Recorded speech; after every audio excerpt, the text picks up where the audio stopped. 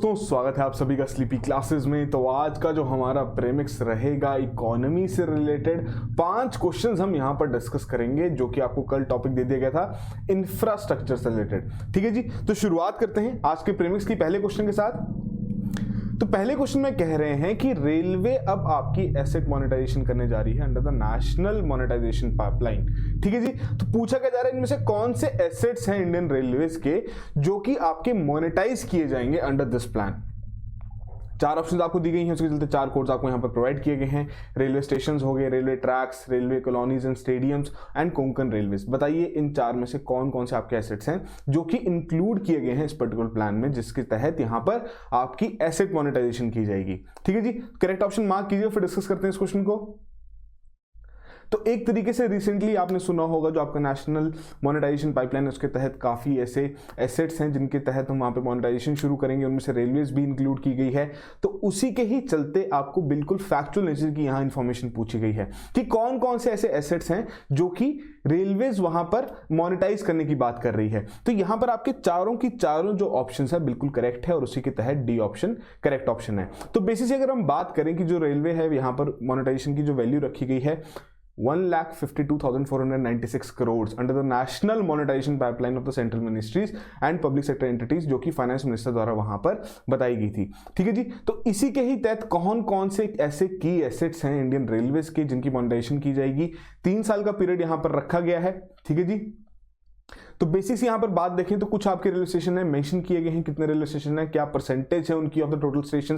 फिर railway trains होगी, railway tracks हो गए, कोंकण रेलवे जो आपकी पूरी है के 741 किलोमीटर का जो नेटवर्क है इसे पूरा मोनेटाइज किया जाएगा। हिल रेलवेज के बारे में अगर हम बात करें तो टोटल 5 आपके नेटवर्क से हैं यहाँ पर, जिसमें से 4 आपके यहाँ पर मोनेटाइज करने की बात की जा रही है। फिर आपकी इस तरीके की जो डीएफसी ट्रैक या फिर अलाइड इंफ्रास्ट्रक्चर हो गया, फिर आपकी रेलवे कॉलोनीज होगी, स्टेडियम्स हो गया।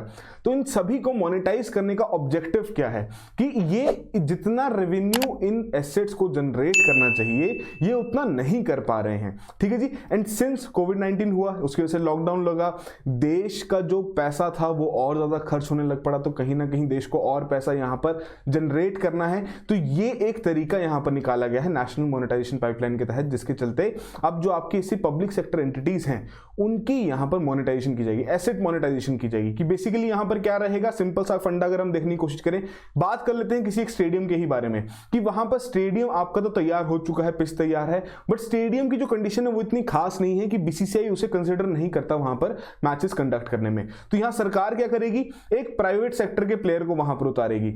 ओनरशिप सरकार के पास ही रहेगी, बट प्राइवेट सेक्टर का प्लेयर आके क्या करेगा, उसे थोड़ा रेवुनेट करेगा। ठीक है जी, थोड़ा बहुत देखेगा किस तरीके से वहां पर और उसे अच्छा बनाया जा सकता है, इस तरीके से अच्छा बनाएगा कि बीसीसीआई उसे कंसीडर कर ले, ताकि वहां पर मैचेस ऑर्गेनाइज किए जा सके। फिर वहां से जो रेवेन्यू जनरेट होगा वो आपकी उस प्राइवेट सेक्टर एंटिटी और सरकार के बीच में शेयर किया जाएगा, बट ओनरशिप यहां पर सरकार के पास ही रहेगी। तो ऐसे ही आपके रेलवे स्टेशन होंगे, रेलवे ट्रेन होंगी, रेलवे ट्रैक्स होंगे, इन सभी में भी आपके प्राइवेट सेक्टर के जो कुछ प्लेयर्स हैं उन्हें इन्विटेशन दिया जाएगा, उन्हें बोला जाएगा ये बिडिंग कीजिए, बताइए आप क्या क्या यहां पर प्रोवाइड कर सकते हैं। ठीक है जी, तो अगले साल से आपका ये शुरू किया जाएगा, जिसमें थोड़ा सा टाइम पीरियड भी दिया गया है ताकि जितने भी ऐसे प्राइवेट सेक्टर प्लेयर्स हैं वो अपना प्लान यहां पर तैयार कर सकें। ठीक है जी, उसके अलावा जैसे कि आपको पता ही है कि 4 साल का आपका ये प्लान है 2022, 23, 24, 25। तो उसमें किस तरीके से एलोकेशन की गई है, तो जितने हमने एसेट्स के बारे में यहां पर बात की उनका यहां पर आपको कलर कोडिंग के तहत बता दिया गया है कि सबसे पहले रेलवे स्टेशन डेवलपमेंट पर 2022 में जो पैसा खर्च किया जाएगा सबसे ज्यादा आपका रेलवे स्टेशन डेवलपमेंट पर किया जाएगा। ठीक है जी, उसके बाद जो आपके बाकी के ईयर्स बचेंगे 23, 24, 25, वहां पर जो बाकी एसेट्स की मोनेटाइजेशन की बात की गई है फिर उन पे वहां पर काम किया जाएगा। ठीक है जी, तो ये चार्ट और जो पिछला आपके लिए चार्ट था, दोनों ही जो टेबल्स थे इंपॉर्टेंट है ताकि आपको पता लग सके कि किस तरीके से वहां पर मोनेटाइजेशन की जा रही है और क्या पूरा का पूरा सेक्टर मोनेटाइज किया जा रहा है। जी नहीं, कुछ एक पर्टिकुलर पार्ट है, कुछ एक पर्टिकुलर ऐसे नेटवर्क्स हैं जहां से वो रेवेन्यू जनरेट कर सकते हैं। अब ये प्रीलिम्स के हिसाब से तो इंपॉर्टेंट है ही, साथ के साथ मेंस आंसर राइटिंग के पॉइंट ऑफ व्यू से भी इंपॉर्टेंट है कि क्या यहां पर चैलेंजेस हो सकते हैं। चैलेंजेस के बारे में बात करें कि अब देखिए कुछ ऐसे नेटवर्क्स हो सकते हैं जहां पर उतना रेवेन्यू जनरेट ना हो पाए, तो किस तरीके से यहां पर आपके ऐसे नेटवर्क्स की एलोकेशन की जाएगी, तो वो भी देखना जरूरी है। तो इंपॉर्टेंट है यहां सरकार के लिए कि जो प्रोजेक्ट्स वहां पर आगे असाइन करने हैं प्राइवेट सेक्टर प्लेयर्स को, वो इस तरीके से किया जाए कि वहां पर उन्हें भी नुकसान ना रहे और साथ के साथ एक इफेक्टिव रेवेन्यू, नेट रेवेन्यू भी वहां पर अच्छे से जनरेट किया जा सके। ठीक है जी।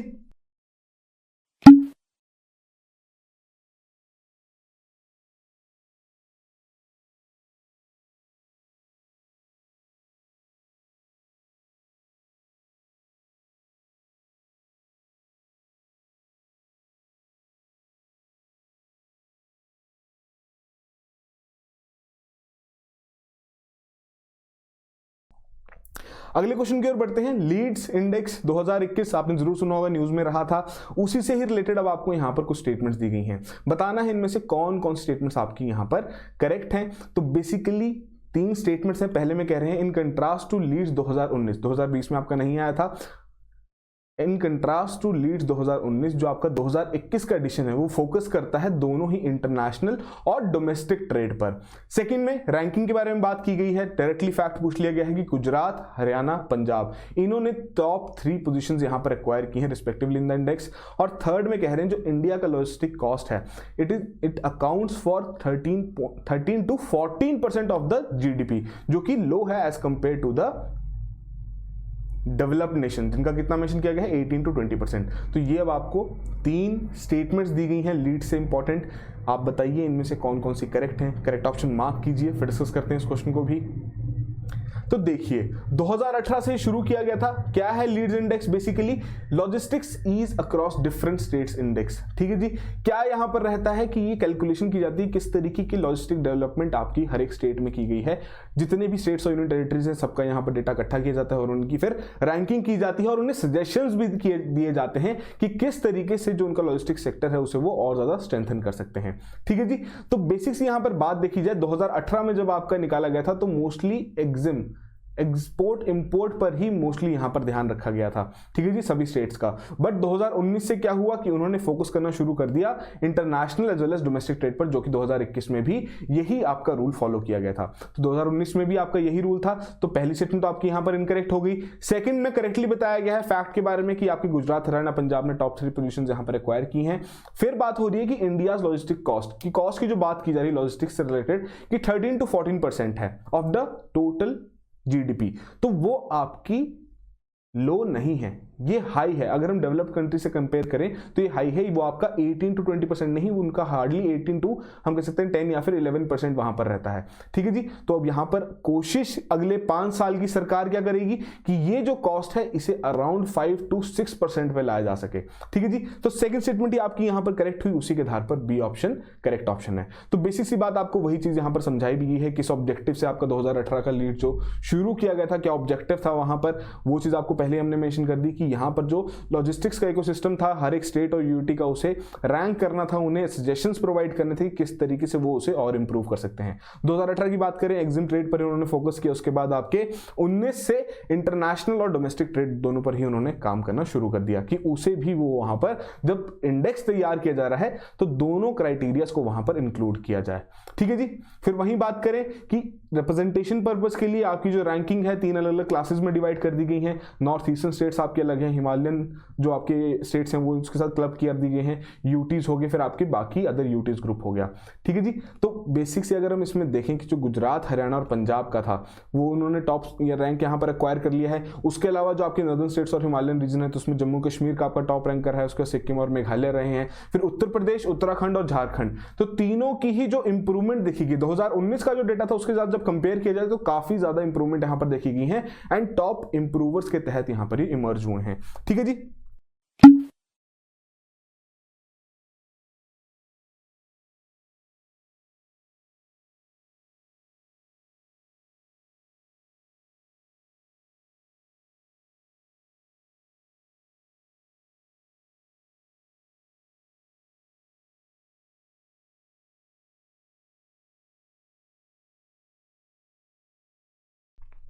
अगले क्वेश्चन की ओर बढ़ते हैं। थर्ड क्वेश्चन, बात हो रही है one sun one world one grid. आपने जरूर सुना होगा इसके बारे में कि डिक्लेरेशन इसकी वहां पर इशू की गई, किस चीज से रिलेटेड है अभी हम डिस्कस करेंगे। स्टेटमेंट्स दी गई हैं यहां पर, आपको बताना है इनमें से कौन सी स्टेटमेंट है जो कि इनकरेक्ट है इससे रिलेटेड। तो ज्वाइंटली पहली स्टेटमेंट में कह रहे हैं कि ज्वाइंटली रिलीज की गई है इंडिया और यूके द्वारा COP 26 क्लाइमेट मीट जो कि आपकी ग्लासगो में हुई थी।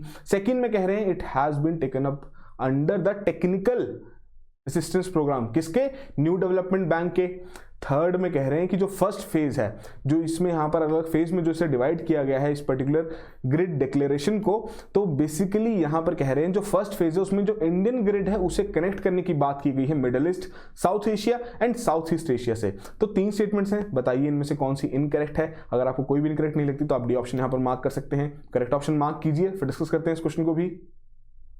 तो बेसिक से अगर बात देखी जाए कि जो आपका ये प्रोग्राम, पहली बात तो करंट अफेयर रिलेटेड आपका टॉपिक है, उसके अलावा बिल्कुल करेक्टली बताया गया है पहली स्टेटमेंट में कि इंडिया और यूके द्वारा ये ज्वाइंटली यहां पर रिलीज की गई थी COP 26 जो कि आपका नवंबर मंथ में हुई थी। उसके अलावा जो थर्ड स्टेटमेंट में बात हो रही है कि फर्स्ट फेज, बेसिकली इसमें 3 फेज यहां पर रखे गए हैं, आगे डिस्कस करेंगे, जिसके तहत फर्स्ट फेज जो है करेक्टली यहां पर बताया गया कि जो इंडियन ग्रिड है उसे जो मिडल ईस्ट और साउथ एशिया और जो साउथ ईस्ट एशिया का ग्रिड्स हैं वहां से कनेक्शन प्रोवाइड किया जाएगा, उसके साथ उसे कनेक्ट करने की कोशिश की जाएगी। बट यहां पर आपके न्यू डेवलपमेंट बैंक का कोई रोल नहीं है, यहां पर अब आपका वर्ल्ड बैंक ये आपकी पर्टिकुलर जो एक यहां पर रिस्पॉन्सिबिलिटी है वो यहां पर पूरी करेगा टेक्निकल असिस्टेंस प्रोग्राम को। ठीक है जी, तो बेसिकली वर्ल्ड बैंक का जो ग्रुप है वो भी इसमें आपका पूरा कोलैबोरेट करेगा इसके साथ। तो सेकंड स्टेटमेंट आपकी इनकरेक्ट हुई, उसी के तहत बी ऑप्शन करेक्ट ऑप्शन है। तो बेसिस से अगर हम बात करें, इंडियन प्राइम मिनिस्टर और जो यूके प्राइम मिनिस्टर थे उन्होंने COP 26 क्लाइमेट मीट जो थी आपकी ग्लासगो में, उस दौरान उन्होंने वहां पर ये अनाउंस किया। और सबसे पहले ये जो इनिशिएटिव है ये इंडियन प्राइम मिनिस्टर द्वारा वहां पर आइडिया ये रखा गया था कब, जब इंटरनेशनल सोलर अलायंस की वहां पर फर्स्ट असेंबली हुई थी 2018 में। ठीक है जी, तो उसी के चलते अब यूके का इनिशिएटिव था एक कि ग्रीन ग्रिड्स इनिशिएटिव, और इंडिया का था ये आपका particular one sun one world one grid declaration. तो बेसिकली इन दोनों को ही यहां पर कंबाइन कर दिया गया। ठीक है जी, ऑब्जेक्टिव सेम है कि एक वर्ल्ड वाइड ग्रिड यहां पर स्थापित करना है, जिसके चलते आपकी जो क्लीन एनर्जी है, कि आपकी जो रिन्यूएबल एनर्जी है जिसमें किसी प्रकार के एमिशंस नहीं हो रहे हैं, इस क्लीन एनर्जी को वहां पर जनरेट किया जाए, ट्रांसमिट किया जाए कहीं पर भी किसी भी समय, कि सपोज अगर किस पार्ट ऑफ द वर्ल्ड में आपकी नाइट है तो बेसिकली जहां पर आपकी सोलर एनर्जी जनरेट हो रही है, जहां पर दिन होगा वहां से आपकी एनर्जी वहां पर ट्रांसफर की जाएगी, ट्रांसमिट की जाएगी।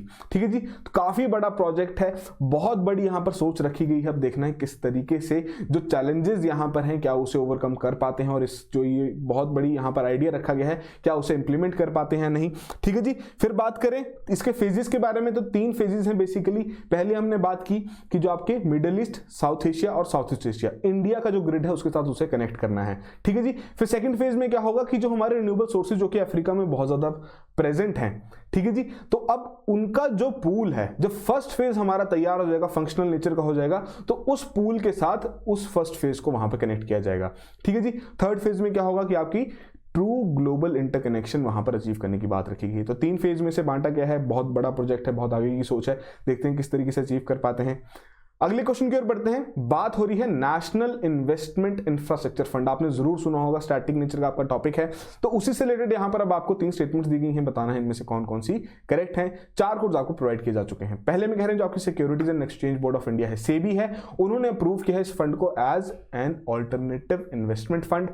सेकंड में कह रहे हैं जो इसकी गवर्निंग काउंसिल है वो secretary department of financial services द्वारा वहां पर चेयर की जाती है। थर्ड में कह रहे हैं कि जो इसकी एक टाइप है, जो ये फंड है इसकी भी एक टाइप है बेसिकली, जिसका नाम है स्ट्रेटेजिक फंड्स, जो कि एज एंकर इन्वेस्टर्स वहां पर इन्वेस्ट करता है। तो 3 स्टेटमेंट्स आपको दी गई हैं, थोड़ा सोचिए, करेक्ट ऑप्शन यहां पर मार्क कीजिए, फिर डिस्कस करते हैं इस क्वेश्चन को।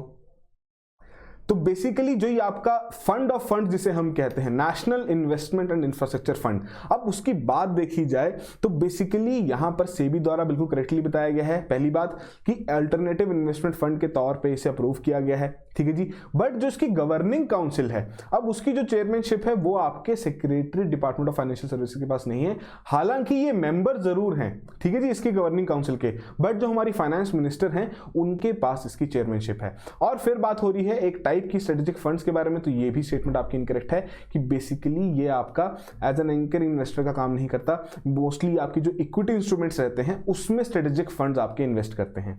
ठीक है जी, तो पहली स्टेटमेंट आपकी करेक्ट हुई, उसी के आधार पर बी ऑप्शन करेक्ट ऑप्शन है।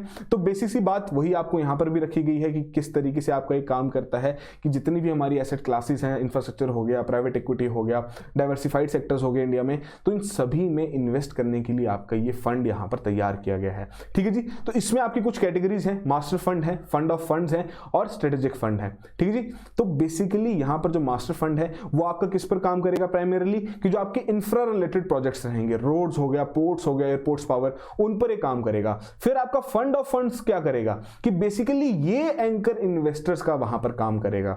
ठीक है जी, फिर बात आती है स्ट्रेटेजिक फंड्स के बारे में, तो जैसे कि हमने बात की जो आपके इक्विटी या फिर इक्विटी लिंक्ड इंस्ट्रूमेंट्स रहेंगे उसमें ये प्राइमरीली इन्वेस्ट करेगा।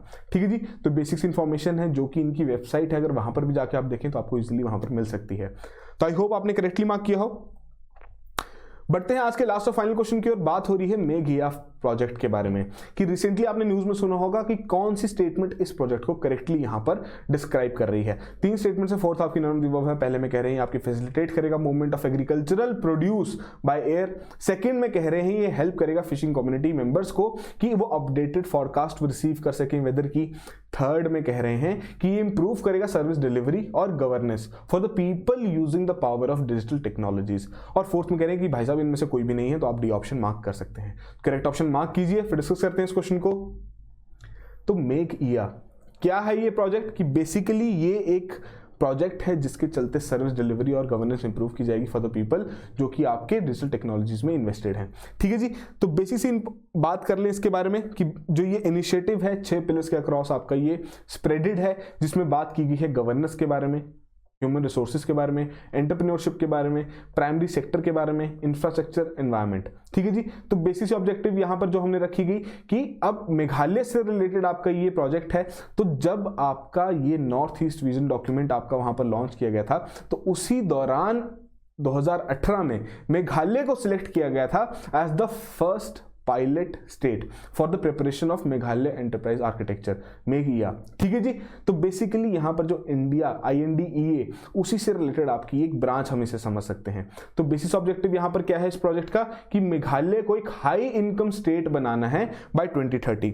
तो उसी से रिलेटेड जो आपका इंडिया एंटरप्राइज आर्किटेक्चर फ्रेमवर्क है कि जो 2018 की आपकी नोटिफिकेशन थी कि उसके चलते जो इंप्लीमेंटेशन की गई integrated nationally portable and scalable digital platforms, तो उन्होंने काफी मोमेंटम गेन कर लिया है। डिजिटल इंडिया की जो हम बात करते हैं, ठीक है, जो इनिशिएटिव है भारत की सरकार का, तो उसी में ही ये एक आपकी उसकी एक हम सकते हैं स्टेप है, उस स्टेयरकेस का ही एक स्टेप है।